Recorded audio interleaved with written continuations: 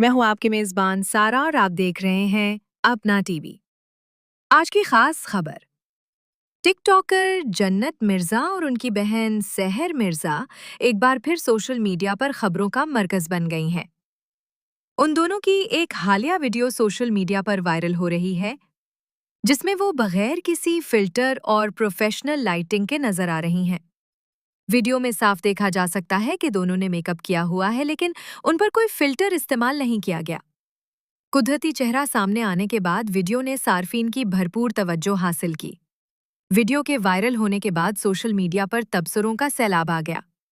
कुछ सार्फिन ने कहा, उनको देखकर तो लगता है शायद मैं भी प्यारा हूं। जबकि बाज ने तनकीदी अंदाज अपनाया और कहा, अगर मेकअप के साथ उनका ये हाल है तो बगैर मेकअप के क्या होगा। फिलहाल ये वीडियो हजारों बार देखी जा चुकी है और तबसरे मुसलसल जारी हैं। कमेंट बॉक्स में आप भी अपनी राय दे सकते हैं। मज़ीद अपडेट्स के लिए हमारे साथ रहिए। अल्लाह हाफ़िज़।